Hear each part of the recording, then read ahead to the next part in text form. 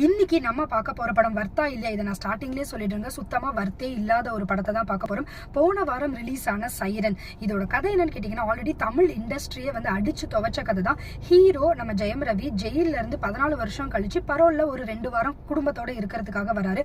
அவர் வந்ததுக்கு அப்புறமேட்டு அவரை சுத்தி 2-3 கொலைகள் எல்லாமே நடக்குது.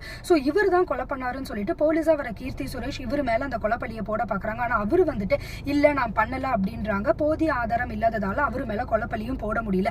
ஆனா அடுத்தடுத்து திரும்ப கொலைகள் நடக்க கீர்த்தி சுரேஷ் இவர் மேல எப்படியாச்சும் பழி போட்டே ஆகணும்னு சொல்லிட்டு தெரியுறாங்க.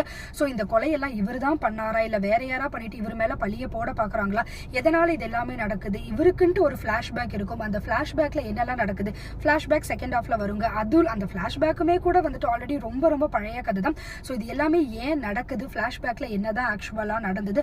மோரோவர் இவருக்கு ஒரு பொண்ணு இருப்பாங்க ஹீரோக்கு, அவருக்குமே கூட தன்னோட அப்பானாலே அவங்களுக்கு பிடிக்கவே பிடிக்காம இருக்கும். ஏன் பிடிக்காம இருக்கு, அதுக்கும் வந்துட்டு ஏதாச்சும் சொல்லுங்காட்சி இருக்கா இல்லையா, இது எல்லாத்தையுமே சொல்றதுதான். கடைசியா என்ன ஆச்சு, யாருதான் வந்துட்டு அந்த நடந்த கொலைகள் எல்லாத்தையுமே பண்ணாங்க அப்படின்னு ரிவீல் பண்ணாங்களா இல்லை, இதுதாங்க கதை. ஃபைனலா பொண்ணு தன்னோட அப்பா கூட சேர்ந்தாங்களா இல்லையா, இவ்வளோதாங்க கதையை. நீங்க யாராவது ஜெயம் ரவி ஃபேனா இருந்தீங்க, உங்களுக்கு தேட்டர்ல போய் பார்த்தே ஆகணும்னா மட்டும் இந்த படத்தை நீங்க தேட்டர்ல போய் பாருங்க. இல்லைன்னா ஓடிடியில வர வரைக்கும் வெயிட் பண்ணி நீங்க வந்து பார்க்கலாம். அடுத்த மூவியை நான் வந்துட்டு வர்த்தா இல்லையான்னு சொல்ற வரைக்கும் டட்டா பாய்.